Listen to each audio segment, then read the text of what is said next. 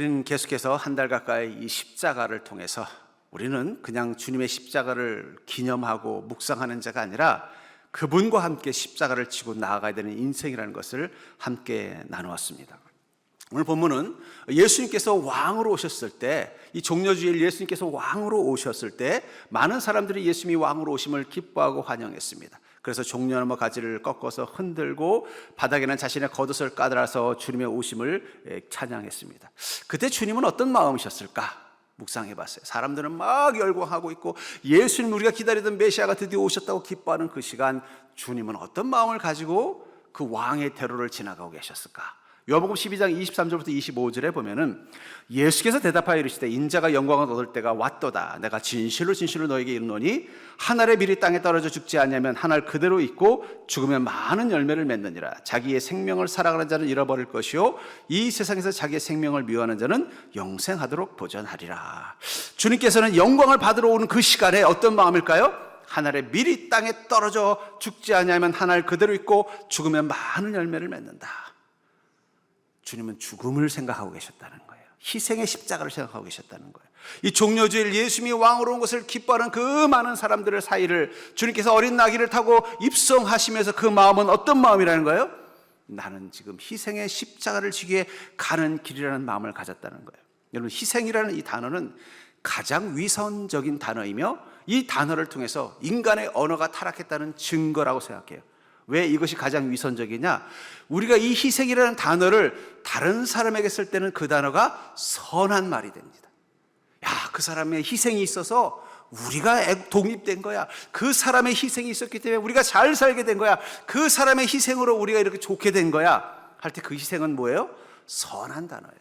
근데 그 희생이라는 단어가 나를 향했을 때는 악한 단어가 됩니다. 내가 왜 희생해야 돼? 내가 희생양이 되다니. 내가 희생해야만 살 수 있다는 게 무슨 말이야 하면서 어떻게 돼요? 희생이라는 단어를 악한 단어로 쓴다는 거예요.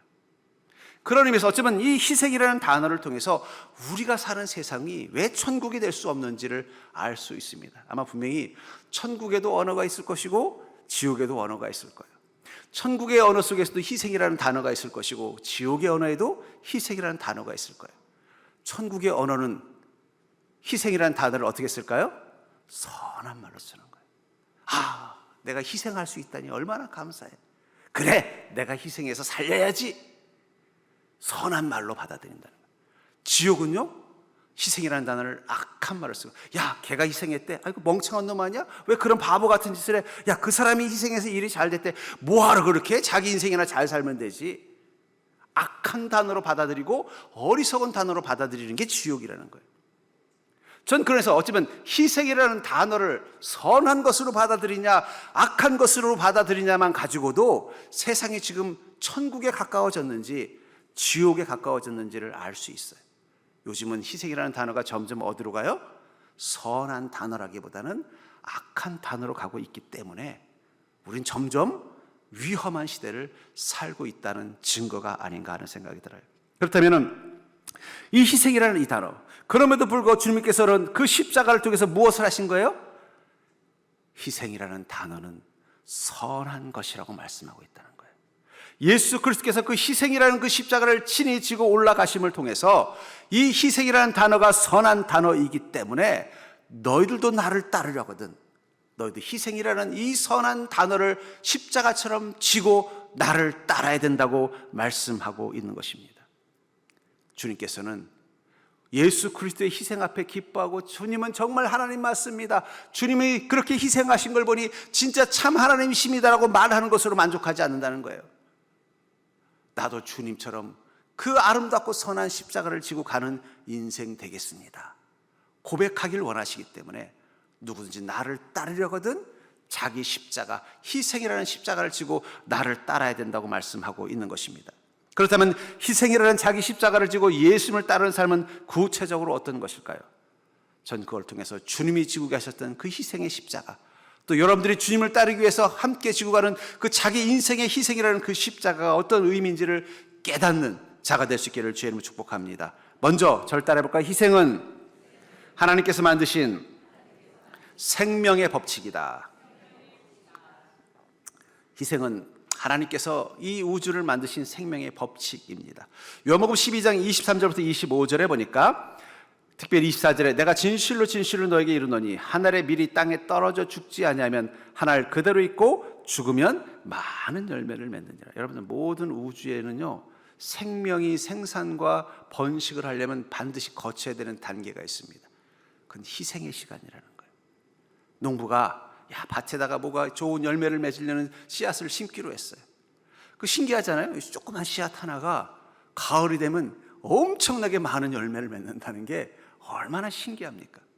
그래서 신기해서 한번 농사 땅에 심은 씨앗을 한번 파봤어요.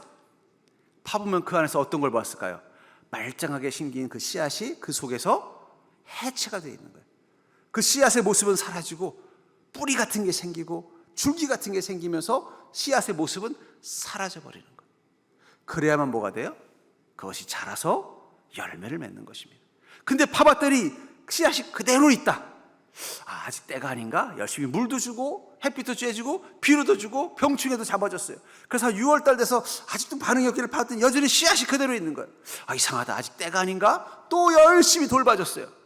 다른 것들은 다 열매 맺고 있는데 자기가 심은 씨앗은 열매를 맺지 않는 거예요. 다시 파봤더니 그 씨앗이 그대로 있어요. 그럼 뭐라 그래요? 죽은 씨앗이라고 말한다는 거예요.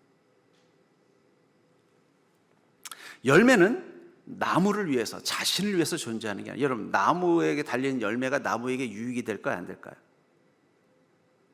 여러분, 나무에 달린 열매는 나무에게 아주 골치 아픈 겁니다. 생각해 보세요. 그 열매가 있기 때문에 자꾸 자기한테 누가 와요? 새들이 오고 다람쥐가 오고 벌레가 끼는 거예요. 여러분, 은행나무는 열매를 맺지만 독한 열매를 맺습니다. 그러니까 은행나무에는 새도 잘 안 앉아요. 벌레도 안 낍니다. 그래서 어떤 식물학자가 그러더라고요. 은행나무는 인간이 없었으면 벌써 멸종하거나 아주 소수 품종이 됐을 거라는 거예요. 왜냐하면 은행나무는 새들이 먹지 않는다는 거예요. 먹지 않으니까 어떻게 돼요? 그 씨앗이 사방에 퍼지지 않는다는 거예요. 근데 인간들이 은행나무를 좋아하기 때문에 그나마 이렇게 번성한 것이다. 여러분들, 열매, 달콤한 열매, 다른 나무, 다른 동물들과 다른 새들과 다른 벌레에게 먹이를 줄 수 있는 달콤한 열매를 맺는 나무들만 번성할 수 있는 거예요. 그 열매는 나무를 위해 존재하는 게 아니에요. 나무에 깃드는 것들을 위해서 희생하는 것입니다. 그 열매를 맺기 위해서 또 그 나무는 어떻게 합니까? 봄부터 열심히 꽃을 피우고 잎사귀를 피워서 그 에너지를 다 어디로 가져가요? 그 열매에다 갖다 주는 거예요.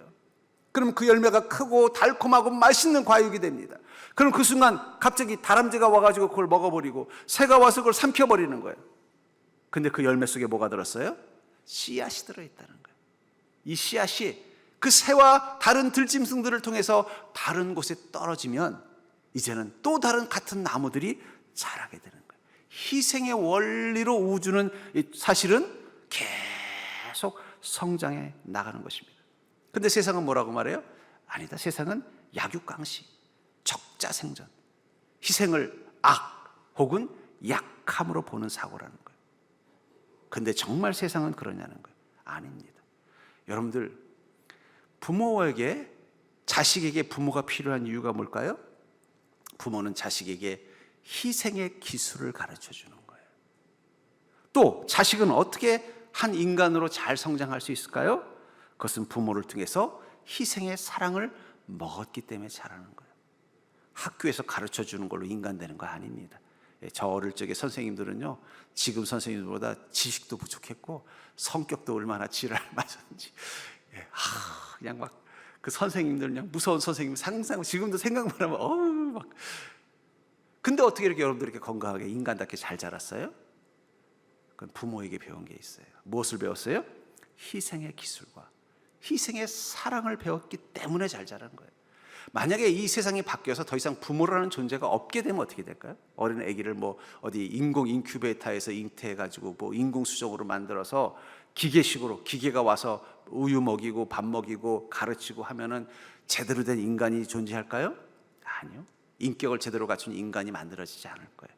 왜냐하면 제대로 된 인간은 희생을 배우고 희생을 먹어야만 인간이 되기 때문이에요. 그래서 부모를 통해서 충분한 희생의 기술과 희생의 사랑을 먹고 배운 사람들은 자라도 어떻게 돼요? 건강한 사람, 선한 사람이 되는 거예요. 여러분, 희생이 없으면 생명도 없는 것입니다. 왜냐하면 하나님이 그렇게 우주를 만드신 거예요. 제가 하나님이라면요, 뭐 굳이 씨앗을 열매 속에 넣어가지고 벌레가 와서 그 열매를 먹고 또 그 나무는 그 열매를 자라게 하기 위해서 그냥 월 봄부터 가을까지 그냥 애를 다 써가지고 그 에너지를 다 거기다 주고, 열매만 없으면 얼마나 편해요. 짐승들도 안 오죠, 벌레도 안 오죠. 태풍이 불 때 그 무게 때문에 견디지 못하고 부러질 일도 없잖아요.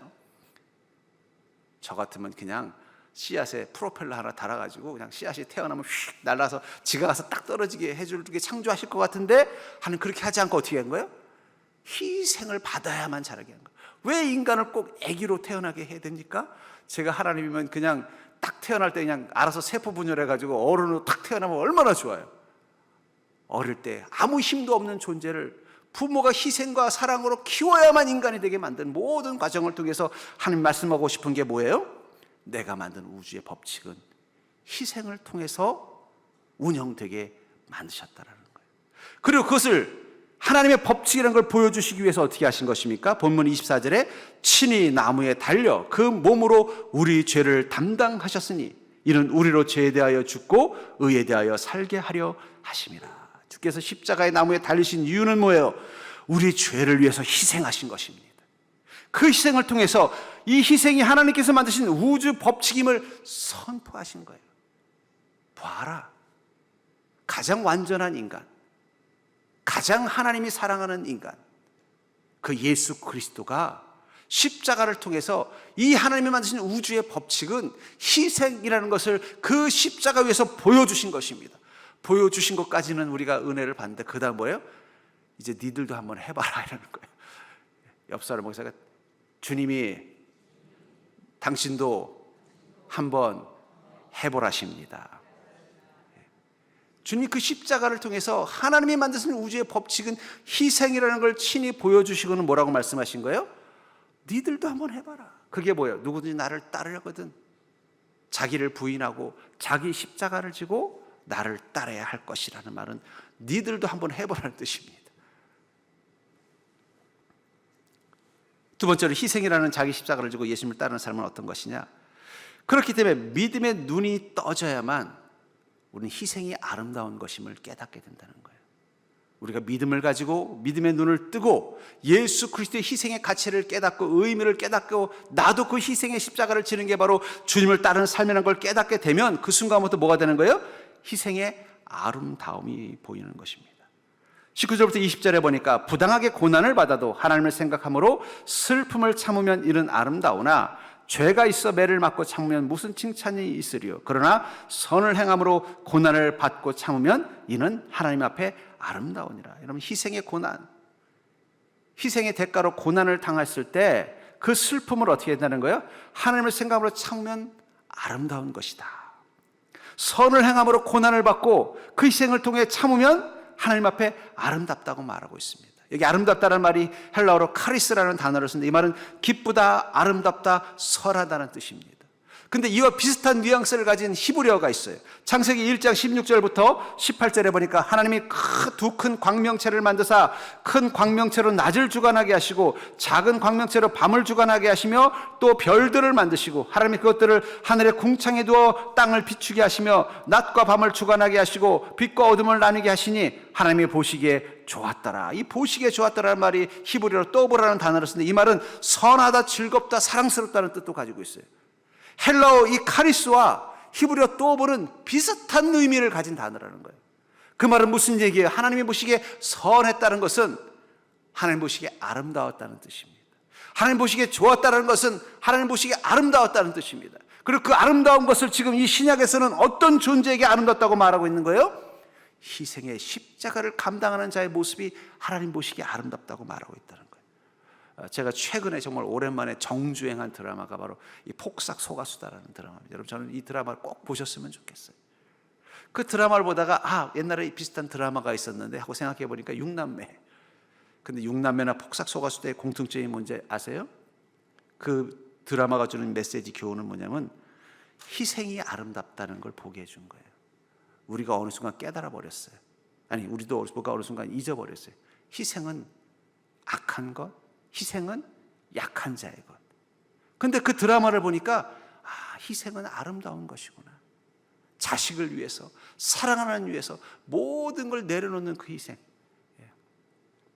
자기가 사랑하는 여인을 위해서 수영 선수가 되는 꿈을 내려놓고 그 시골의 어부가 되는 남자, 자기가 사랑하는 자녀를 위해서 자기 전 재산을 다 팔아서 그 자녀를 돌보는 그 모습, 또 그 둘만이 아니에요.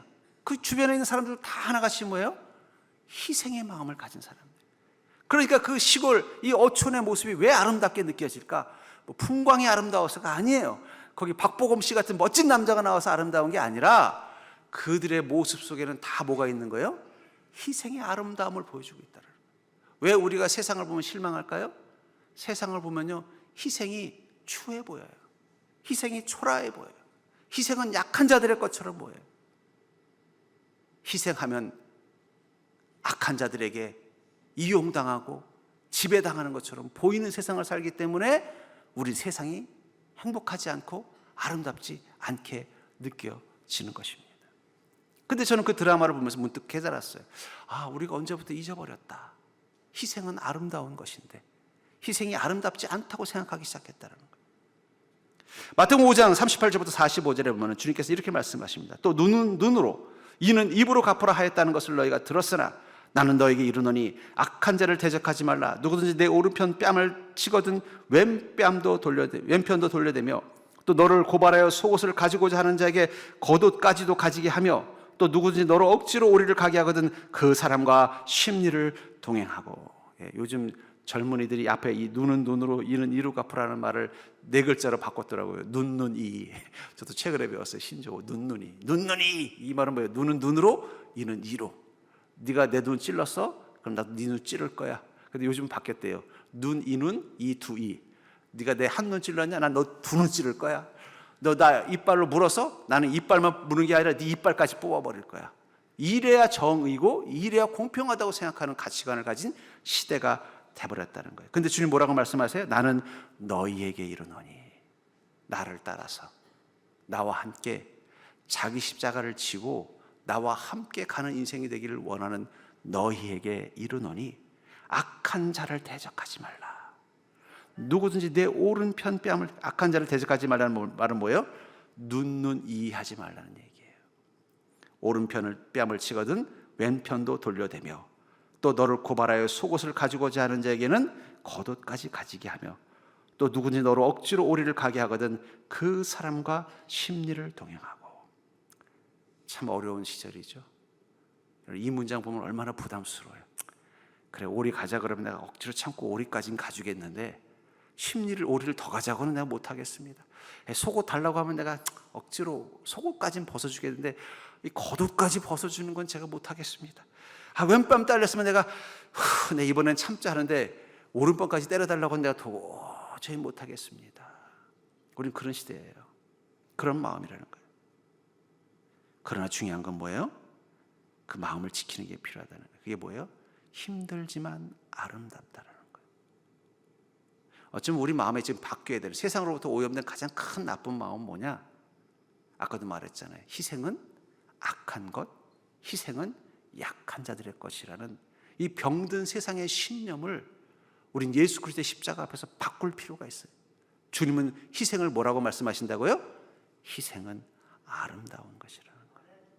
희생은 믿음을 가진 자만이 할 수 있는 강한 것이라고 말하는 거예요. 절대로 희생은 강한 것, 희생은 선한 것. 우리 그 생각부터 바꾸셔야 돼요. 그 생각이 우리 마음속에 계속 있는 한, 이가 내 마음속에 가득 있는 한 우리는 희생이라는 자기 십자가 지고 주님 못 따라갑니다. 주님, 전 도저히 거기까지는 못하겠습니다. 자기 십자가를 진다는 건 결국 뭐예요? 내가 누구에게 오리를 더 따라가야 되나, 그 오리를 따라갈 자리를 찾고, 누구에게 내 속옷을 벗어줘야 되나, 내 속옷을 벗어줄 자리를 찾는 것이고, 누구에게 내 오른뺨을 대줘야 되나, 오른뺨을 맞는 자리를 찾아주는 게 바로 희생의 자리를 찾는 거예요. 이것만 생각하면 우리는 평생 옷도 뺏기고 다리도 아프고 오른뺨도 부어있는 인생을 사느냐? 아니에요. 45절을 볼까요? 45절 같이 읽을까요? 시작. 이는 하나님이 그 해를 악인과 선인에게 비추시며 비를 의로운 자와 불의한 자에게 내려주심이라. 우리가 그 마음 가지고 희생은 아름답다고 선언하고 희생은 믿음의 강함이라고 선언하고 나가는 그 순간 우리는 하나님이 자녀라고 말씀해 주신다는 거예요. 그리고 이는 하나님이 그 해를 악인과 선인에게 비추시며 비를 의로운 자와 불의한 자에게 내려주심이라. 저는 이 문장이 참 이해가 안 됐어요. 아니 그래, 하나님께서 야, 너 나를 위해서 이렇게 또 너의 자기 십자가, 희생이라는 십자가를 지고 잘 가서 너무 이쁘다. 내가 너에게 비 내려줄게. 내가 너에게 해를 쬐어줄게.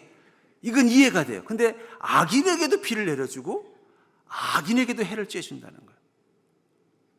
저는 그것이 주는 메시지가 있다고 생각해요. 여러분들, 악인들에게 비가 안 오면 의인의 땅에는 비가 올까요? 아합과 이세벨이 우상을 숭배하는 그 범죄로 말미암아 하나님이 화가 나셔서 어떻게 했어요? 이스라엘 땅에 3년간 대기근을 주셨어요. 근데 그 기근에 희생당한 건 아합 왕만 있습니까? 선한 사르밧 여인도 3년 동안 그 기근의 고통을 겪었어요. 기억하십시오. 악인들이 비를 못 받으면 의인의 땅에도 비가 안 내리는 거예요. 악인들의 땅에 해가 없으면 의인들의 땅에도 해가 없는 것입니다. 그러니까 여러분들, 악인들에게 하나님 너무 불공평하셔요. 왜 저 사람들, 저 악한 사람들, 남을 희생시키고 남의 걸 빼앗아가는 그런 악한 사람들 왜 이렇게 잘 살게 해주세요?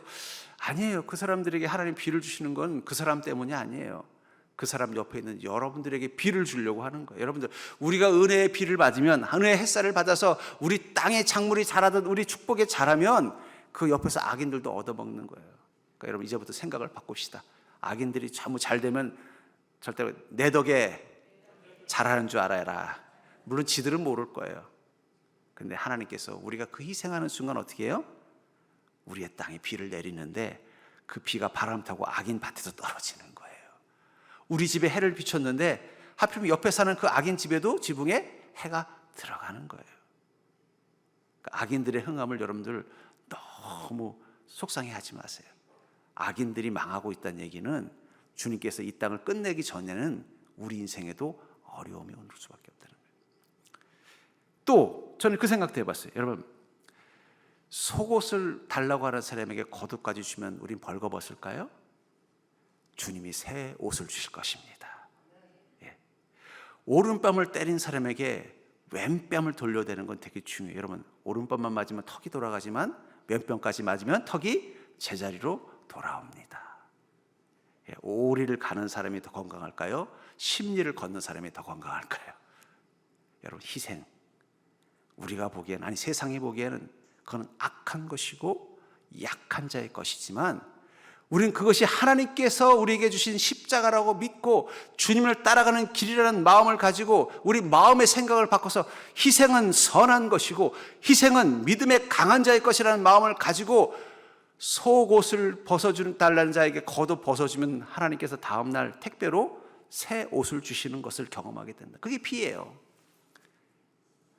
오른뺨을 맞아가지고 억울하고 분한데 왼뺨까지 돌려댔더니 오히려 그게 내 이 척 빠진 걸 고쳐주는 그 하나님의 은혜를 경험하는 기회가 된다는 거예요. 이해가치 한지 하나님께서 은혜의 비와 해를 허락하신다는 것입니다. 그러려면 우리에게 제일 필요한 게 뭘까요? 믿음의 눈이 떠져서 희생이 아름다운 것이라는 것을 볼 수 있어야 돼요. 안 그러면 우린 여전히 세상 사람들과 똑같이 어떻게 돼요? 희생은 손해야. 희생은 악한 거야. 희생하는 거 추한 거야. 추리한 거야. 그러나 우린 여전히 눈 이에서 못 벗어납니다. 그리고는 우리 인생에 대해서 뭐라 그래요? 늘 불행하다고 생각하는 거예요.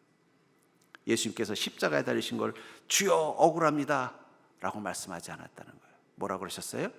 다 이루었습니다. 왜냐하면 십자가 위에 올라가야 주님의 부활이 시작되기 때문이에요. 우리가 희생의 십자가를 지고 가야 하나님이 허락하시는 그 은혜의 비와 은혜의 햇살이 임하는 것을 보게 되기 때문입니다. 전 그러면서 여러분들, 희생의 아름다움을 볼 수 있는 믿음의 눈을 가진 자가 될 수 있기를 주의 이름으로 축복합니다. 특별히 예수 그리스도의 희생은 추앙이 아니라 모방의 대상이라는 걸 기억하십시오. 절대 해볼까요? 예수 그리스도의 희생은 추앙이 아닌 모방의 대상이다. 본문 21절을 보니까 이를 위하여 너희가 부르심을 받았으니 그리스도도 너희를 위하여 고난을 받으사 너에게 본을 끼쳐 그 자취를 따라오게 하려 하셨느니라. 이를 위하여 우리가 어떻게 됐다고요? 부르심 받았다는 거. 어떤 일을 위한 거예요? 주님과 함께 희생의 십자가를 지고 가는 인생을 위해서 우리를 부르셨다는 거예요. 그리고 그리스도도 너희를 위하여 고난을 받으사 너희가 어떻게 하셨다는 거예요? 본을 끼쳤다는 거예요. 여러분, 주님이 고난과 십자가는요, 무엇을 위한 십자가라고요? 본을 보여주려는 십자가라는 거예요. 제가 그 동물의 왕국을 봤더니 이 어린 사자가 자기 어린 새끼를 들판으로 데려가더라고요. 데려가더니 숲속에 숨겨놓고는요, 앞에서 그 소를 사냥하는 걸 하는 거예요. 그걸 보여주는 거예요. 그러니까 여러분, 원래 우리는 지금 교육과 문자를 가지고 있었지만 원래 우리 인간이 탄생했을 때 학습의 방법은 뭐냐?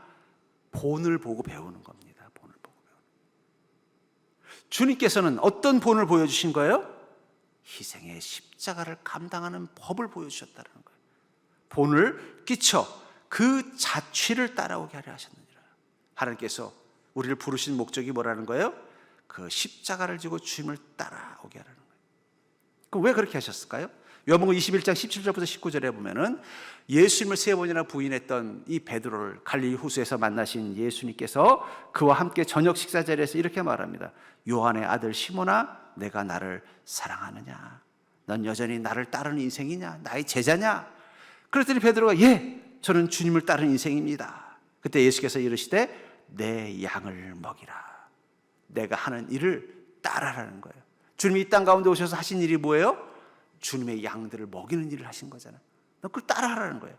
그 다음에 문장이 중요합니다. 18절에 내가 진실로 진실로 내게 이르노니 내가 젊어서는 스스로 띠띠고 원하는 곳으로 다녔거니와 늙어서는 내 팔을 벌리리니 남이 내게 띠띠우고 원하지 아니하는 곳으로 데려가리라. 예, 전 주님을 따르겠습니다. 결단했더니 뭐라고 말씀하세요?